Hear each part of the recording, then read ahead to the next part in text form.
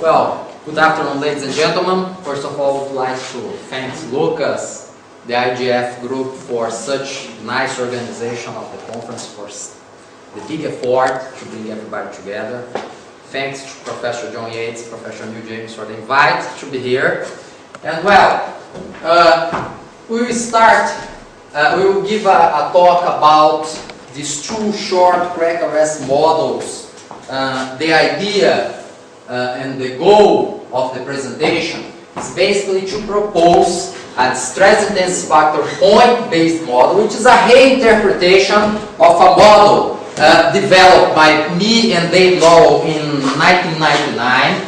So we are revisiting such modeling, and also to propose a non-local multiaxial fatigue stress-based model, which was also developed somehow at the first time by me, Luca, Dave Taylor in 2008. But here we consider some enhancements as far as the shear stress amplitude, the equivalent shear stress amplitude definition is concerned, and also we show that the critical distance can be dependent on the multiaxial fatigue parameter. This was another find of us that was published in 2009. We want to compare, to show that those methodologies are not equivalent, they provide different results. The methods, I should say, it happens that I'm using them here to threaten fatigue, but they could be applied to any other type of stress concentrator. It happened that we had some tests going on, and then we took advantage of that to compare, to use the methodologies to the threatening problem. But it can be used to other type of stress concentrators. The idea is also to show that if I'm in the short crack regime, it may be that the small scale yielding conditions cannot be assured, and then I'm trying to find a way to infer about the short crack regime, but using well-established continuum mechanics characteristics like stress intensity factor and the Cauchy stress tensor. All right. Well, some characteristics of the threatening problem. In threatening fatigue, we usually have high but localized stresses at the contact interface. They get down very quickly. There is a strong stress gradient, and we also have some level of surface damage if we are in partial sleep conditions. In these sort of severe conditions, it's expected that we will have some sort of small cracks even when we try to design the component to sustain infinite life. So it's likely that some sort of small defect will arise, and this small defect under such severe conditions, such severe stress field, may not satisfy small scale yielding conditions, and the K1 dominated zone is small compared to the plastic zone, and perhaps we cannot calculate K or use K in a sort of secure manner. Well, but why we would like to propose those sort of models? There are industrial components that have to operate under threatening fatigue as classical connection between blade and discs, and a short crack arrest model could be used to design such components in this methodology, so that we can design them for infinite life. And in such methodology, a basic assumption that I believe you have already felt there is that I'm treating the fretting problem, and I will treat the fretting problem as basically a stress concentrator. So I'm not considering the effect of the surface damage caused by fretting under partial slip conditions. So I imagine here, I'm saying here, that the amount of wear produced under small relative displacements is just negligible for the problem. It's an assumption, basic underlying assumption for the methodologies. So, the stress intensity factor based methodology, the stress intensity factor point based methodology starts by analyzing the Kitagawa-Takahashi diagram. There is the celebrated intrinsic crack length that divides the short crack regime and the long crack regime. And in the past, the delta K threshold seems to have anomalous behavior in terms that it's not a material parameter, so it varies with crack length till the crack reaches this size.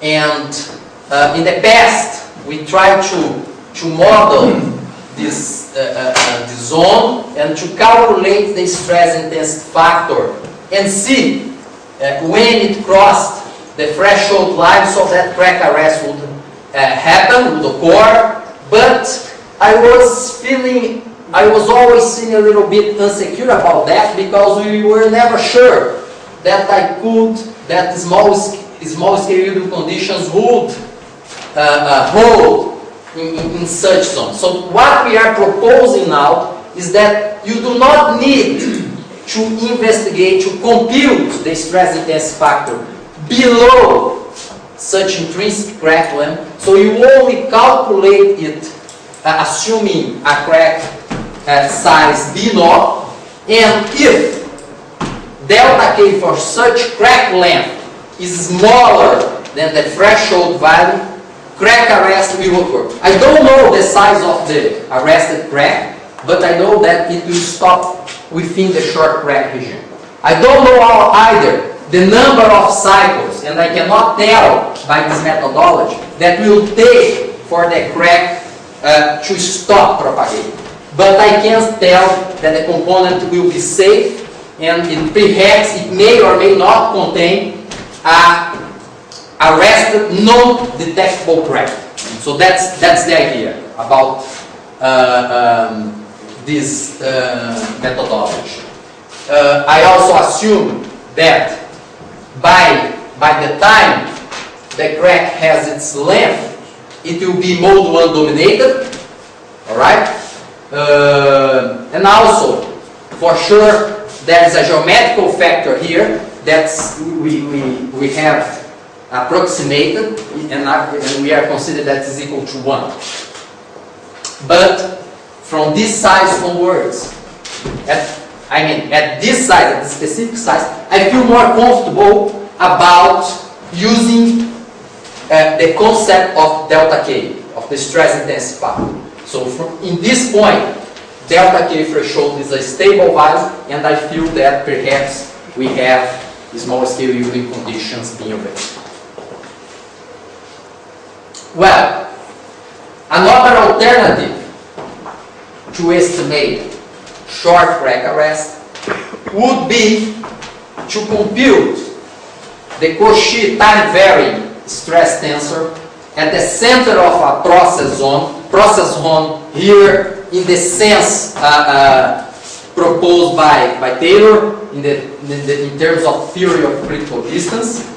And then I could apply an admissibility function, any type of multiaxial fatigue criterion, and we claim that under situations of stress gradient, the criterion is not just a criterion for crack initiation, but it's a criterion for crack initiation or short crack arrest if the inequality holds. If not, you will have long crack initiation. I'm not sure if the component will fail or not, because this long crack may stop when it's a long crack. but I know that a long crack, we claim, the model tells that a long crack will appear in the component. So that's the idea. The model, the multiaxial model that will be considered is a combination of an equivalent shear stress amplitude and a maximum normal stress. Graphically, in a shear stress against maximum normal stress, it provides a threshold line like that. So this is the region of no crack initiation or short crack arrest, and this is the region of long crack initiation. A big deal here in this multiaxial model, this is a critical plane based model. One of the big deals here is how to compute the equivalent shear stress. We have recently proposed a manner to compute the amplitude for the shear stress vector path in a material plane, and we claim that the best way of doing that is to use a maximum rectangular box in the case of a material plane. So the sum of the square of the sides of this box, the sum of them, will give you an appropriate measure of the shear stress amplitude. You can have a number of boxes engulfing such shear stress vector path. You will choose the one which will provide the maximum amount of this quantity here. So it's the way we compute this equivalent shear stress.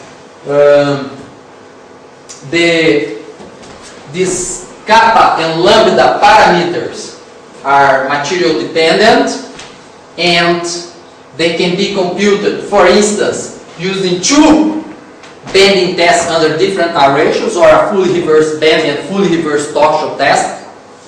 And the process zone, the center, we are using here the point method approach, and it can be correlated with kappa, lambda, and delta K threshold for different R ratios.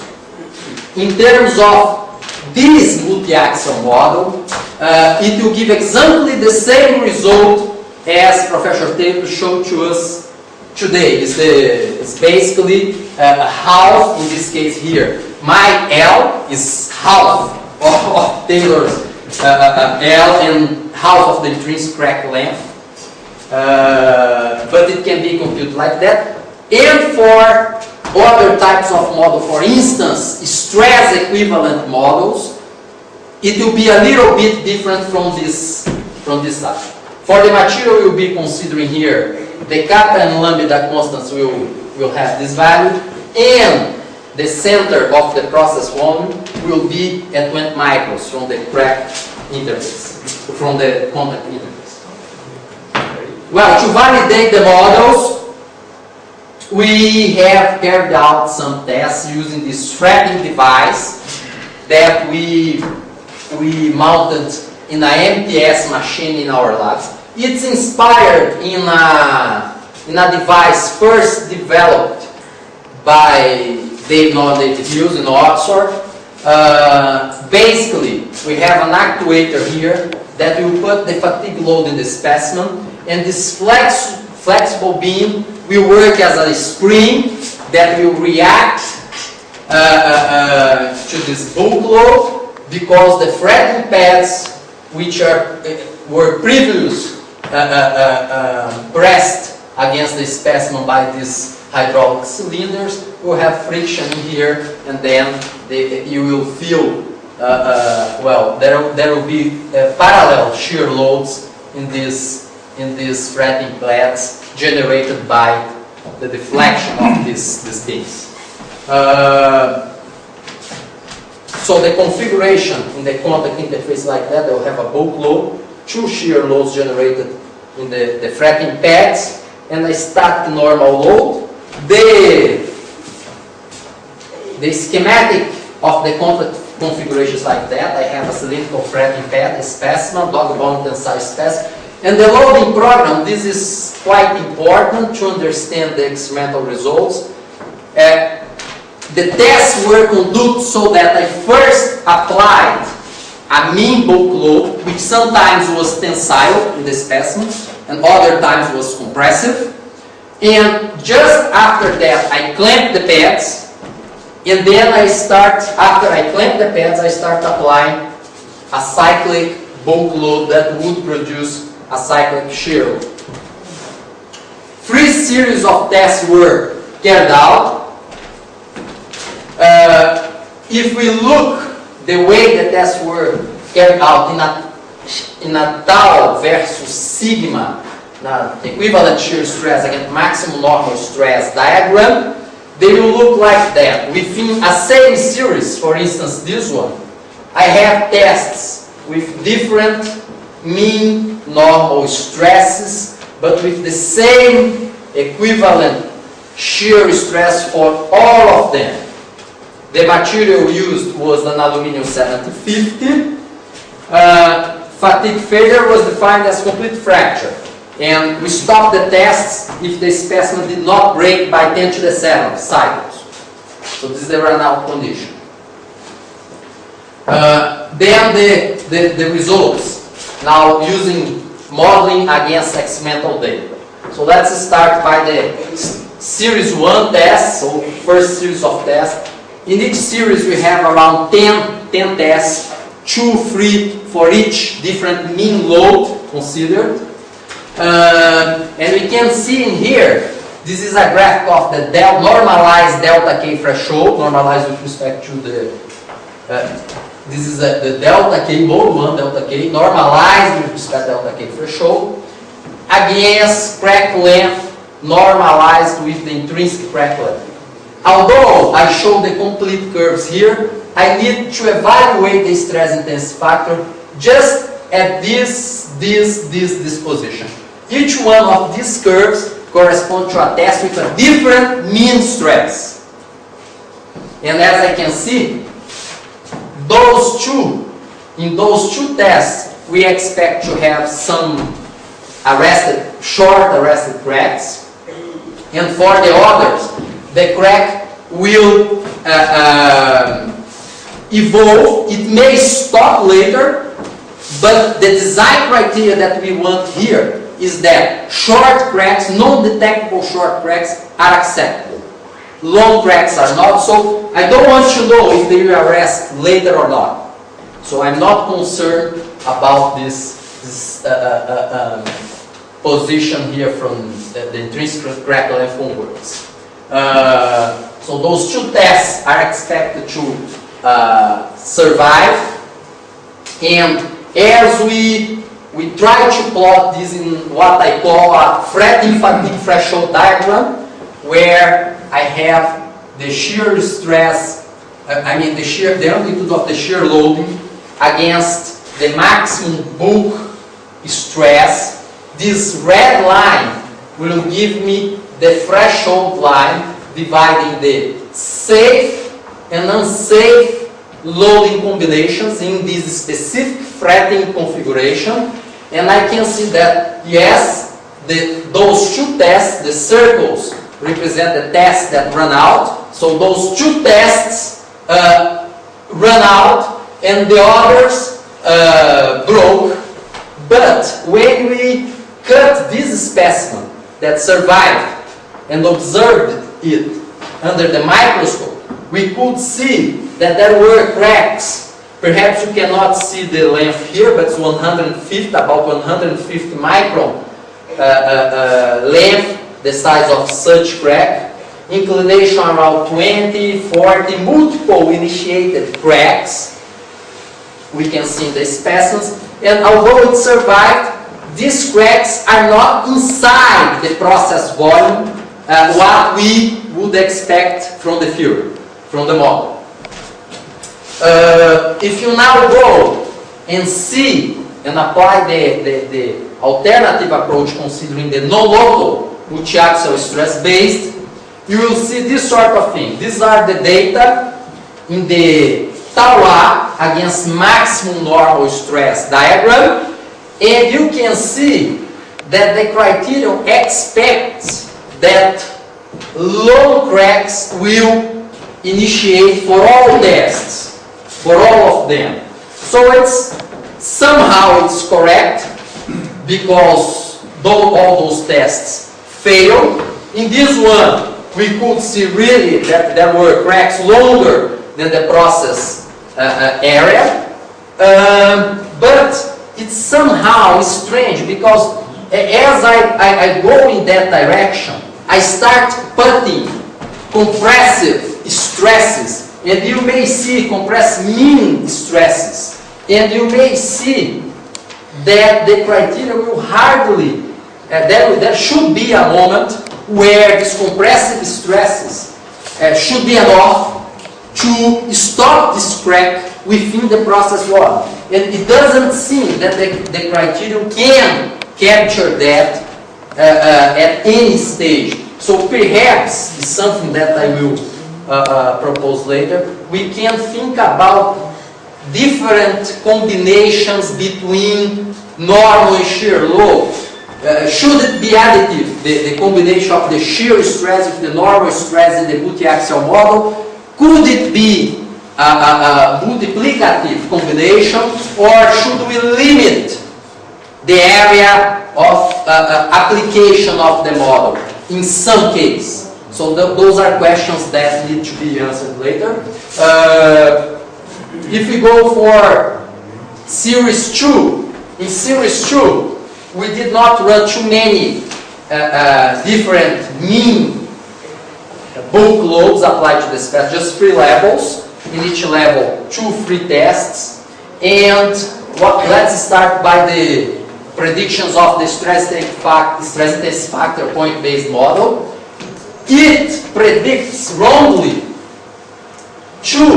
the arrest of 2 cracks for those 2 different tests, but all the specimens broke, so it missed those 2. This is the red line showing the safe and unsafe domain for this criterion, and as we can see here, it's predicting that those 2 in the fretting diagram, those 2 would be safe, and they are not, they break. But if you now go for the multiaxial stress-based model, it correctly predicts that there will be long initiated cracks. And if we plot the threshold line for the stress-based model, and it also can see here, is an alternative way of seeing it, that those 2 tests will have long initiated cracks. I didn't mention, but in here I did not plot the threshold line, because the distance of the points to the threshold line is so big that I could not plot both together, otherwise I would lose information here. So it's very parallel to this axis here. Alex, can you keep it moving? We need to wind up. I will just finish, we are just about to finish. Oops, that is just very quickly in series 3. In series 3 is just about the same, more data, more analysis, and we can see here that the blue line, which corresponds to the multiaxial stress-based, can predict better these points than the stress intensity factor based, and in this case we saw some short arrested cracks contained within the process volume in the specimens that run out, like this one. And well, the conclusions are there. I believe I will stop here so that we can have some time for questions if there are any. Well, I think you ought to just draw out the real. Okay. Quickly. So basically, what we try to show is that, well, I was trying to get away from the problem. If I have small cracks and where the plastic zone could be big with respect to the K1 dominated zone, I try to go to a position where the intrinsic crack length, where I evaluate the stress intensity factor there, and then I feel more comfortable computing it. There's an alternative way of doing, which is to use a multiaxial stress-based model. We claim that using both models and the results show that we can get some reasonable predictions. The models are not equivalent at all, as you could see. They are not equivalent. And the stress-based model provides slightly better results than the stress intensity factor 1. It's, in terms of finite element analysis of real components, 3D components, it's also easier to use than to compute numerical stress intensity factors, which usually require more robust techniques. So our idea is that perhaps a multiaxial stress-based model could work better as a short crack arrest method. And finally, perhaps we could have a look in the way that the multiaxial fatigue model is being proposed. If the combination of the shear stress amplitude and normal stress could be proposed in a different manner to account for the effect of the normal, the mean normal stress. Thank you, David. Sorry for Okay, thanks, Alex. Thank you very much.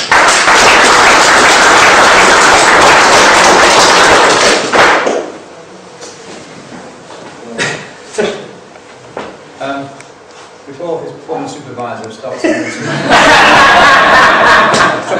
You are not allowed to making questions. You always, well,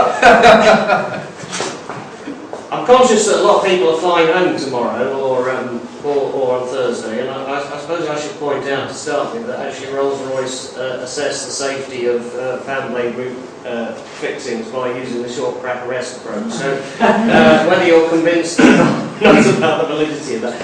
I mean, it seems to me, Alex, that these things are not actually as, in some senses, they're not as different as you're pretending. You've actually mixed a few things up here, but essentially, the short crack arrest approach can just be viewed as a way of averaging the stresses over a length dimension, right?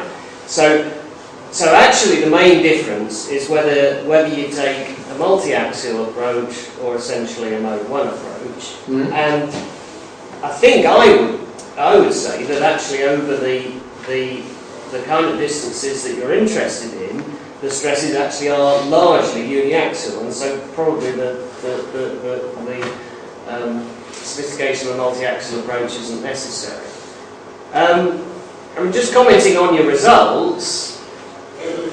Yes, you've got to. So both methods are averaging over a length scale, and the question that you then have is what length scale do you choose? And I mean, I think looking at the things that you've presented there, I would just say, well, did you try changing the length scales very much? Because actually, if you move those red lines slightly to the left, they would predict all of the things pretty well, I suspect. And so I've always slightly regarded the El-Haddad parameter as a sort of fitting parameter, because it's very difficult to get a value for delta K threshold. It's very difficult to get a value for the 10 to 7 fatigue strength. And then if you're going to take the ratio of one to the other and square them, you've got those uncertainties writ large. And actually, we probably don't know that parameter to within plus or minus 50%. So yeah, what you are basically saying is that we are using a deterministic approach. yeah. And but usually the number of specimens that we have do not allow too many. We do not have much room for statistic, sort of stochastic analysis. But yes, you are right. If for sure the intrinsic crack length has. Well, you've not. I mean, look where you've got your threshold data from. But essentially, you've got no fitting parameters in there at all for that red model. Oh, that's good. For the red curve. Well, of course it's good, except that it's not coming up with the right answer, and I suspect it's not coming up with the right answer because of the uncertainty and the experimental data that you're feeding into it. Gregory, you can adjudicate, please. Yeah. No, it is your comment that you don't have too many data to do statistics. I am the opposite, opinion that if you have only 2 points, you have to do statistics. If you have 2,000, you see everything. You don't need to do statistics. But the data is the same that B0. When you just show one slide when the B0 is calculated from the threshold and the fatigue. Yeah. What I always kind of look at that there is, you know, you can write it, but what I saw, the delta threshold very seldom is obtained at R ratio less than 0. It's either 0 or more. Particularly it is at R minus 1. Can you just put these two different things together? You could do what you like with it, couldn't you? Yeah, no, Yeah. but to be more logical. No, if you see here, in the LHADA and the LHADA intrinsic crack length, both are under R equal minus 1, right? So, If you do so, not, so the threshold was also at minus 1? yeah, I would need that if I want to use the B naught intrinsic crack length.